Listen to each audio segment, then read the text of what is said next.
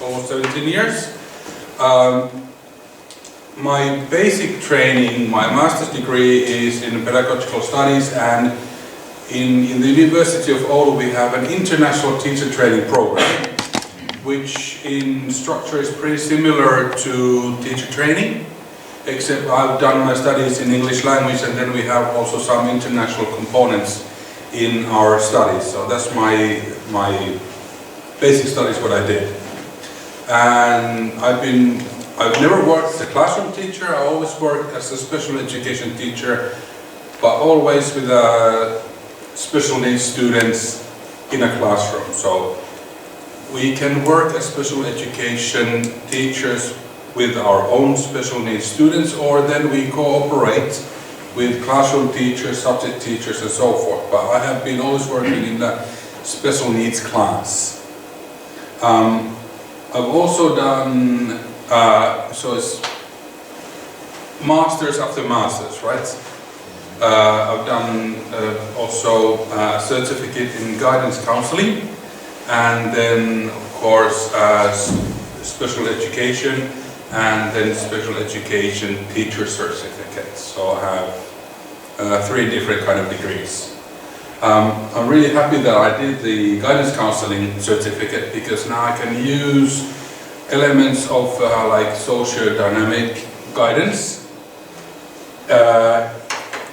in addition to teaching. So because I usually work with students who have quite serious challenges in the field of social skills, behavior and so forth. So having experience in socio-dynamic guidance counseling, it actually helps quite a lot. So it's like taking components from 2 different fields of education and guidance.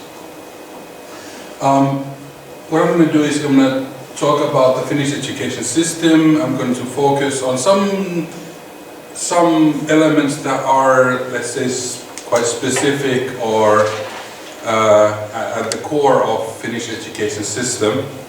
And after that I'm going to talk about a little bit about teacher training, a bit about special education, and then the new curriculum that Finland is going to start applying on this fall. So Finland usually renews its national core curriculum every 10 years.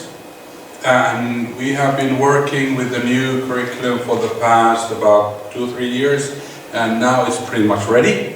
So we're going to start using it this fall, and it's going to make a big difference in Finnish primary education from now on. So all the teachers in Finland are either very anxious or enthusiastic about it. So, but it's going to make a huge difference, probably the biggest change in Finnish primary education since the 1960s.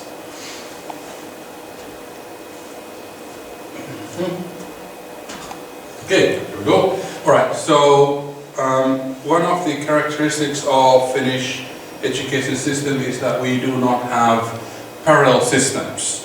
There's only basically one path you can go. It's public schools, and there aren't really any private schools. There are just a few exceptions. I put it over there.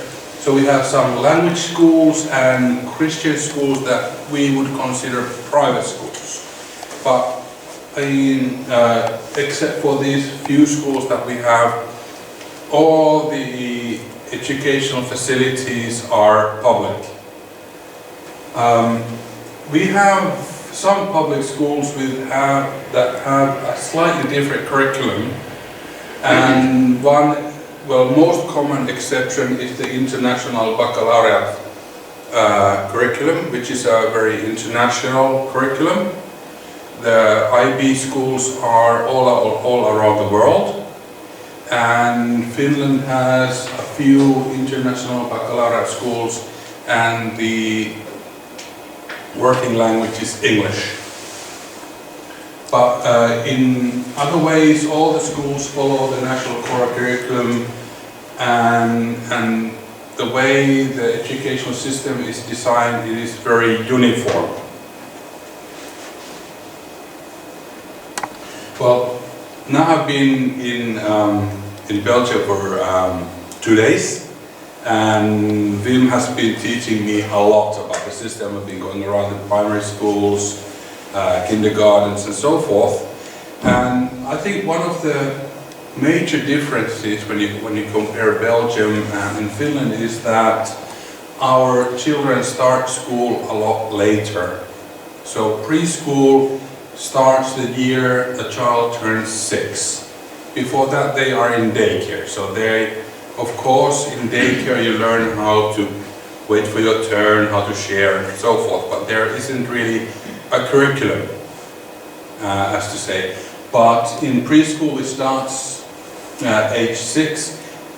Their curriculum is more and more bound into primary education. So it's like a, let's say, a preparatory year before they come to primary education. And usually preschool is conducted so that it's part of daycare. So in most of the cases, preschools are not within the facilities of primary education, but they are in the same facilities as daycare. And preschool teachers have a slightly different kind of teacher training program as classroom teachers do. Okay, so primary school starts when a child is 7, but in some cases, if it seems to be beneficiary for the learning process, a child can postpone primary education and he or she can start school when the year she or he turns 8. If there is a big difference whether you're born in the beginning of the year or the end of the year, so the parents and the preschool teachers might feel that it would be a good idea to mature for 1 more year and then start school a bit later. So it is an option.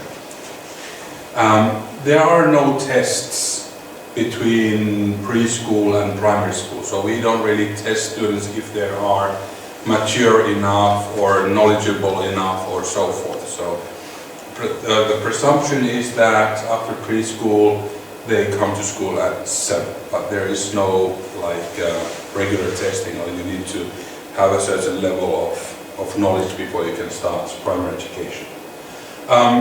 Secondary school is grades 7 through 9, and if I compare to the Belgian system, the Finnish system, you have stream A and stream B, and then you have 2 years, and then you start making more and more choices whether you go to the general education, technical education, or vocational education. Finnish children don't have that choice because there is only one secondary school. And there are some schools that might have an orientation towards arts or sports, but still their curriculum is always the same. So whether you are in a different city or you change schools within the city, the curriculum is always the same. Now, 9th grade is then when you start making choices, and at that point you are about 16 years old, and this is basically the first time you need to start making big choices. And choices are that you are going to go to senior high school or vocational education. Both last 3 years. Vocational education prepares you for a profession. Usually vocational schools are rather big and they have different lines of education. So there might be wood, metal, air conditioning, electronics, chemical processes and so forth. Senior high school doesn't really prepare you for anything, so it's a continuation. It's like the one you have means general education, and it ends in a Finnish matriculation exam, which is the only national exam that the children are going to do in their school career. And with this matriculation exam and the grades that you get from high school, then you apply to higher education. So it could be a college, university, or a polytechnic. But if you finish senior high school, you really don't have the possibility of going to work somewhere because you don't have those professional skills. But from vocational education, you have the exact same possibility of going into higher education as from the high school path. So if you go to vocational education, it doesn't mean that you need to stop studying. You have the choice. You either go and work, or you continue your studies in a college, polytechnic, or even a university. So it gives you the right to continue studies. It doesn't separate children in that way.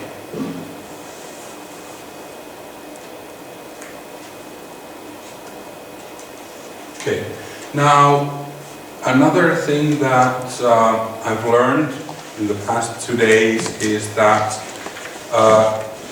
children stay quite late in the afternoon in school. In primary education, the students usually stay until 3:30-ish in school, so they have maybe about 7 lessons every day.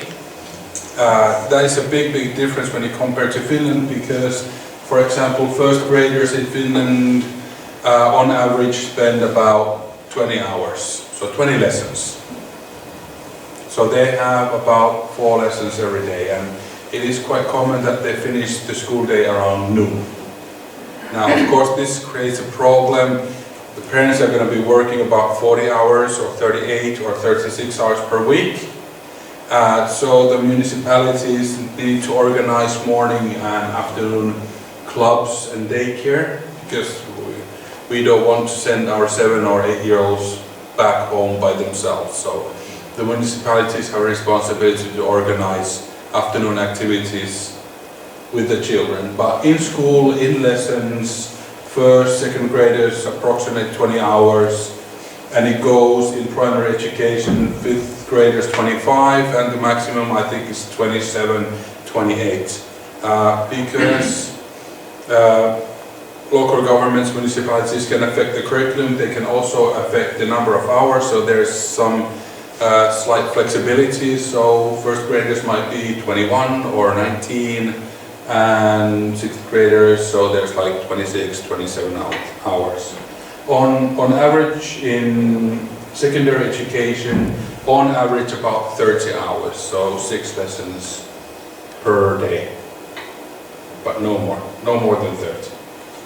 And you also told me that the amount of time that you spend lecturing is very short, and then you take a break, right? Yes. So it has been very common that the lessons last for 45 minutes, and then we have a 15-minute break. Now, lately there has been a lot more flexibility in that. Teachers, in many cases, prefer 75-minute lessons and then have a longer break. And I believe the idea behind 75-minute lessons is that the education during that lesson can be conducted in a more diverse way when you have more time. If you think of 45 minutes, it's not really that long. You organize the children, you have a little instruction on the board, you do some activities, and okay, when it's time to go out on a break. Now, if you want to work as groups or work with e-learning material, tablets, something like that, or if you want to do more horizontal integration between different subjects, I think 75-minute lesson is easier to conduct, is easy to manage. But yes, there is a lot of breaks.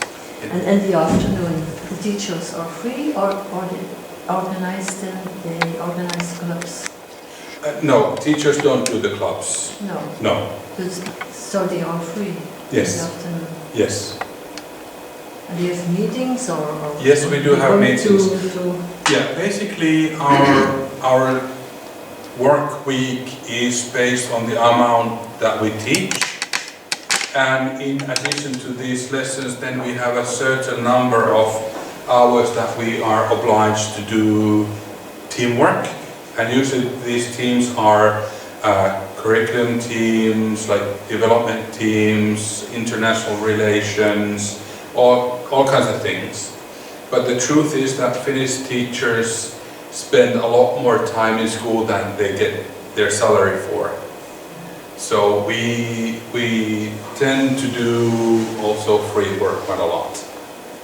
So preparing for materials and so forth is not really in our salary, but we do it anyway. So we do preparatory work, we do teamwork, planning, all these kind of things after hours.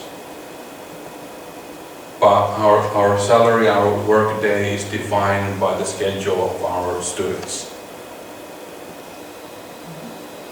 Of course, this is a situation where we, in many cases, end up multitasking because we are doing the classroom work with the students and everything, but at the same time we might be planning and so forth. So in many cases the work is quite layered, because we really don't have that much like specific hours that we would supposed to be doing planning and so forth. So, and in many cases we do it in the evenings and weekends also for free. Now, this is one of the reasons why I was so impressed with your library and all the play materials that you have, because we try to integrate playtime into school. So the students have breaks, several breaks, and in many cases they have breaks after every lesson, or at least 2, 3, 4 breaks during the day. But also what we try to introduce is this teacher-led structured play as part of the learning process. And this is the reason why your library and all that like this material bank that you had with all the board games and everything looks so attractive to me, because there is so much material available for the students that they can take, and because all the material is there, they can do already their lesson plans and everything and take play into account. But usually the students don't sit lesson after lesson after lesson. We tend to have as much breaks, and because I'm working with special needs students, breaks are even more essential, because they are the moments that the students practice interaction, social skills, all these basic things that affect the school day, affect their social skills very, very strongly. And another quite essential element in Finnish education is student well-being. Well, I think this is a very, very traditional thing in Finnish schools, that the students are provided with a free, proper lunch. So nobody's bringing popcorn or chips or sodas or energy drinks or anything to school, because the school food is provided by the school. So we have a proper canteen with everything. So it's a proper warm hot meal that the students eat during the day. And that way we also secure that the students are able to continue all the way to the end of the school day.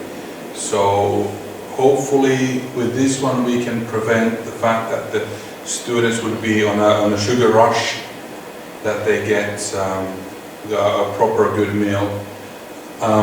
And also when we are providing the food, the students don't need to go to a shop and buy some unhealthy snacks. Also energy drinks, more and more an issue. Students try to bring them to school, but it is not allowed, because we all know what kind of effect energy drinks have on students. And also many Finnish shopkeepers and supermarkets cooperate so that even though it's not in the law, they refuse to sell energy drinks to students younger than 15 or 16. So I think in that way the community is cooperating with the schools quite well. Also, we have quite comprehensive health education. Dental care is free for the students. Health education so that we have school nurses, we have doctors visiting, we have guidance counselors working in schools, school nurses, we have psychologists and therapists in a similar way that you have the CLB. But the difference seems to be that CLB is not within the school, and over here it's in the school integrated, right? Yeah, it's within the same administration. So of course our CLB is catering for many schools, but it's under the same administration. So it's maybe slightly more tightly contacted. And you also have a psychiatrist in that team? Yes. Yeah. Yeah. So we have psychiatrists, school psychiatrists, guidance counselors, special education teachers, so forth. And especially they are helping with if there are transitions from the mainstream education to special education, for example. And if we need to do evaluation, we need to give extra support and so forth. They are involved in one way or the other. Okay, so let's go to teacher education now. We already spoke in the teacher lounge that all teachers have a master's degree. So teacher training usually takes about 5 years. And all primary educators, secondary educators have a master's degree. So that primary educators who are the classroom teachers, they have a master's degree in educational sciences, so that's their main subject. Plus they get a teacher certificate, so it's like a twin degree. So they have the master's degree in educational sciences and a teacher's certificate. Those who are working in secondary education are subject teachers, and they have the master's degree in their own subject plus the pedagogical studies in addition to that one. But everybody has a master's degree, so it's upper university degree. Now, we already discussed earlier before lunch that it's actually quite hard to get to teacher training in Finland, because first of all you apply to the university with your matriculation exam plus the grades that you get in high school. Now only those grades only get you possibly until the application test. So those grades do not grant you like an open door to the university, but then you have an application test.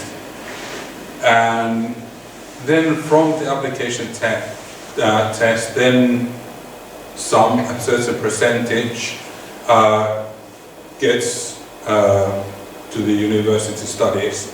Now the application test is a group test, written test, and then also oral test.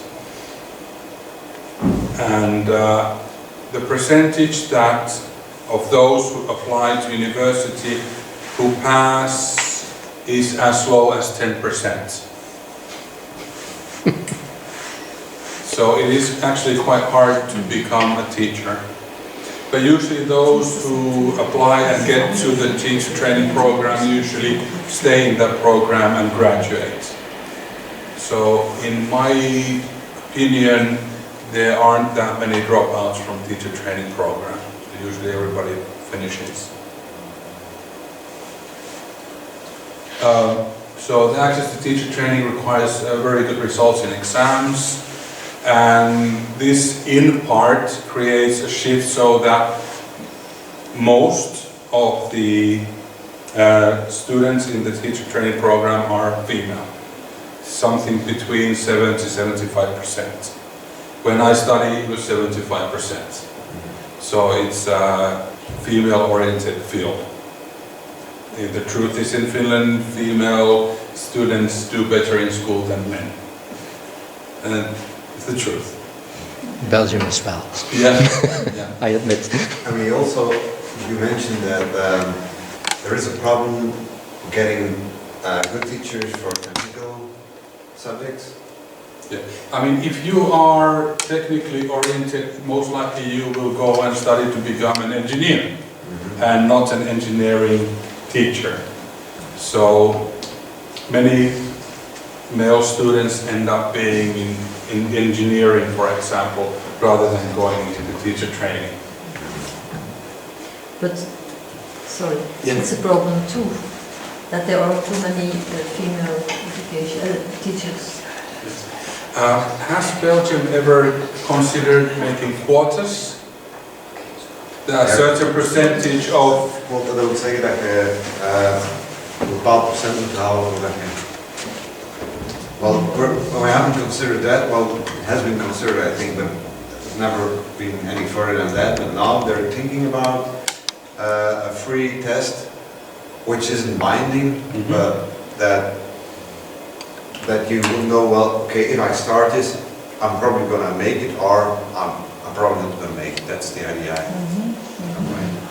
There's always, also in Finland, from time to time, there is a discussion about maybe having a male quota in teacher training. That way you mean now. Yeah. Okay. So to secure a certain percentage of male teachers. But actually, it's the same, you can see it over here. There's more females than males. Yes. So it's the same in Belgium. And in our school, since we are a technical school, there are still a lot of males. But in general schools, I think the majority is definitely female. Very good idea to have quota, male quota. But you say that female teachers have higher results. Yes, when they But apply it's to the only- university. Yes, but it's not the only cause, huh? No. And I believe that for male high school students, being an engineer or going into business is more attractive. To male. Yes, to male students. Maybe it is the salary-wise or some other reasons. But teacher has highly High wages and high, yes. are good paid. Oh, Yes, good paid, that's- yes. In Finland? It's the same as in Same Belgium. as- Yeah, yes? they're not better paid. Oh, I think it was. They have a master's degree and they're paid It's highly like appreciated, but that's not the same. Yes, Yeah. I think. They're highly appreciated. I but don't- not The social status is much higher, huh? Antti? Yes. We discussed about it. Yes. Yeah, the social status. A lot of our teachers are bachelors, and they get less paid than the masters over here as well. So if they get paid at the same level as the That's masters, the masters, yes. then it's a better wage than Yes. on average over here. Right. But in truth, when you compare to the salary of, for example, an engineer, it's like you said, highly appreciated, but the salary is not in that way comparable. But one thing is that we are highly appreciated as professionals in educational sciences, which means that we have a certain liberty of conducting our work in a way that we feel is suitable for us. So we don't have any like classroom inspections, we don't have inspectors who come to evaluate the school or the teacher. We are not given points if we are good or bad, or if we have a print-rich environment or something like that. So we are quite trusted in a way that how we conduct our work in the classroom with the students, and also how we run the school as a team.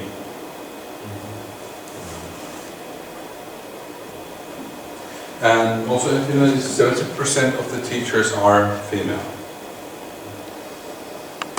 Okay, now I'm gonna quickly, I know you have about 10 minutes, so I'm gonna go through the new curriculum and just talk a few moments about special education, especially the stepped support system that we have.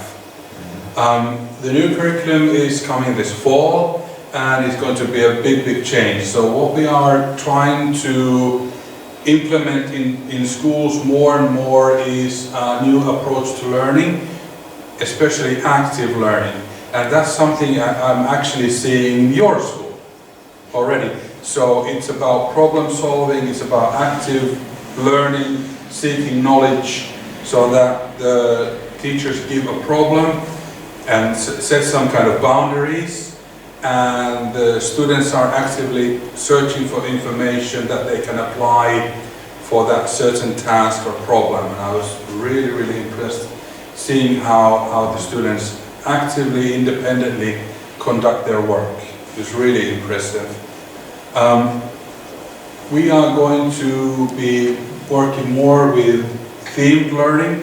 We're trying to get away from being bound to subjects. It means more horizontal integration between different subjects through different themes, projects, more phenomenon and project-based learning, so that the teachers are giving more leeway to the students, and the students are active learners, actively seeking information. So we are no longer standing in the front of the class and kind of like pouring information into these children, but they are going out and seeking the information by themselves. Now this is something which I'm also seeing in Docent, is that schools are learning communities. So there are different kind of learners working inside the same campus. You have day classes, evening classes, and so forth. So there's a lot of like crosswind between different kind of learners, and teachers are working with different kind of student bodies. And I think that's something we need to also improve in Finland, and that's also inside the new curriculum. So it's more about having open doors into the community, being more interactive with the community. Now, this is kind of like a lens that we're going to be looking at different schoolwork from now on.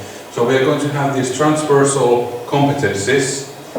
You could say it's like an horizontal axle, and the subjects are in a vertical axis. And we are looking at different themes and subjects through these 7 different elements.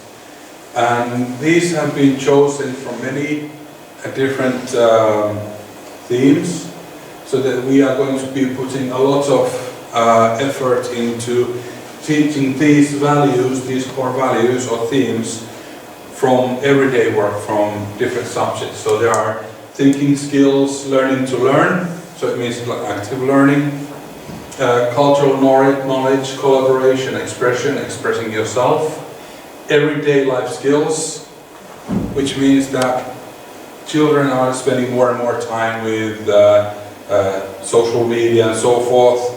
So it's about everyday life, how to conduct your life, how to manage your life. Multiliteracy skills is related to ITC literacy, so that we are able to read different kind of texts, read different kind of information, and get the main ideas from the text. Because we are no longer using just basic books, we are searching information, we are getting information in different ways, visual and auditive.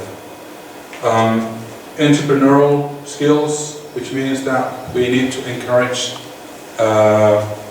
our students how to employ themselves, new business ideas and so forth. Participation, active citizenship, and building sustainable future. Now, this is something I'm also seeing very strongly in your school. You have all these projects with the Flower City and so forth. Students are going out to help others. So this is all about open doors, being active with the community. It's very important. So but this is basically our work is going to be based on from October onwards. Now, just a few minutes about special education. We already discussed the fact that we need to have a flexible system, how we can provide the proper support for those who need it.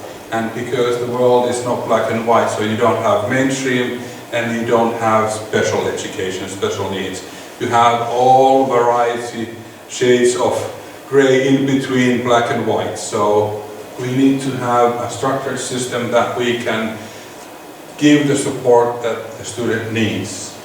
And in Finland we have come up with this stepped up support system. It's like a 3-step support system, and it's common support, intensified support and special support.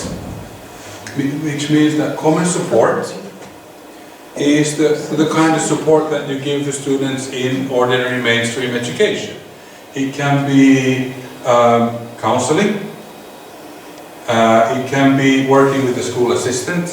Schools have assistant teachers who work as team members or partners with classroom teachers, special education teachers.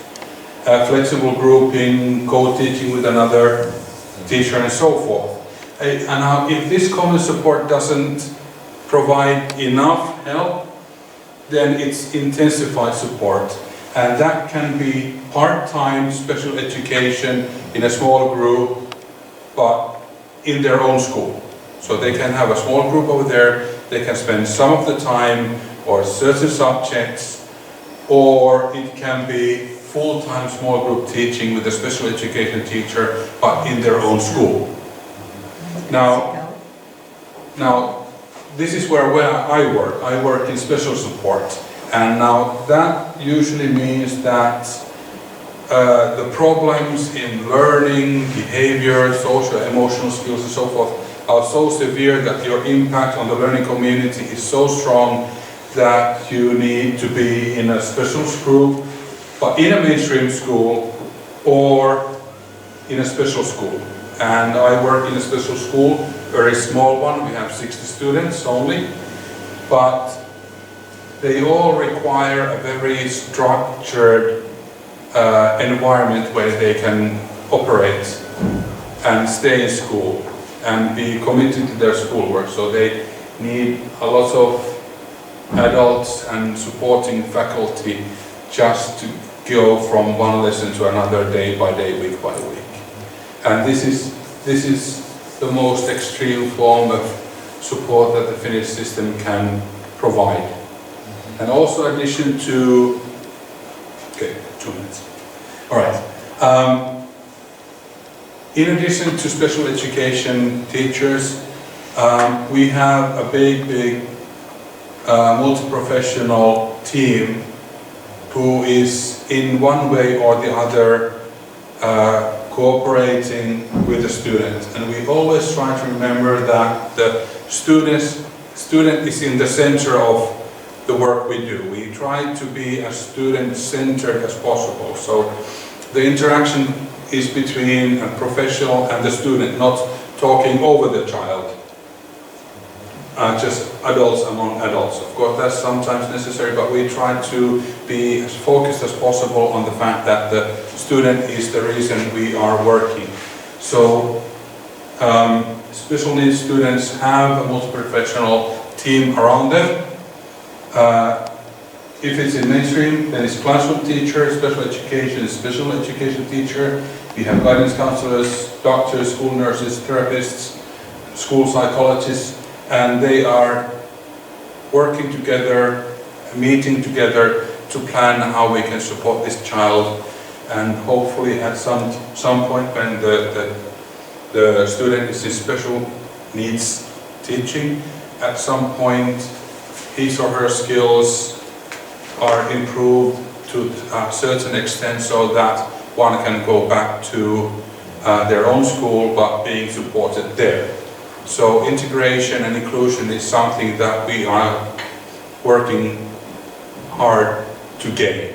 So the idea is that if one student comes to special needs school, it's not a permanent solution. It's something what we try to give enough support so that one can go back to their own school, but with support, and that takes resources. Right, this is my last slide. Would you like to ask something? I know we are a bit running. I have a lot of questions, but I have some knowledge. Everybody, Thank you. Thank you a lot. thank you so much. So if there are no questions, we only have to thank you for your interesting lecture. Thank you I'm so very glad much. that there was so much colleagues in the audience and one student, not to forget. We appreciate. Hopefully I really hope that I have been able to give some idea of how the Finnish education system works, some maybe essential ideas or something. Yes, and for us, it's the biggest difference is the fact that the teachers are masters, because the rest we also. I think a very big difference is also the segregation over here. We got special schools, special ed. Oh, that also, yeah. But That's a very big difference. I mean, that's what we find out every day in regular school. yes. Because we don't have the support they have in regular school. I mean, I together with 4 colleagues. Well, but on the ground, it doesn't work the way it is right now. That's bringing in counseling. It's one person. Yeah, but you're bringing in counseling. We don't need extra counseling. We got enough expertise. The only thing is, how are we gonna, put it in on the work floor, the expertise? It's not by getting extra counseling. What we need is extra teachers. Being able to teach with, ik kan het ook het Nederlands zeggen. Ja. Maar eigenlijk zou er co-teaching en zo, dat zou eigenlijk meer en meer moeten ingaan vinden. Ja. En dat is wat zij ook eigenlijk willen gaan doen. En op dit moment, wij hebben op dit moment in onze school 13 grondbegeleiders voor 25 kinderen. Dat is gewoon zot. Ja. Ja.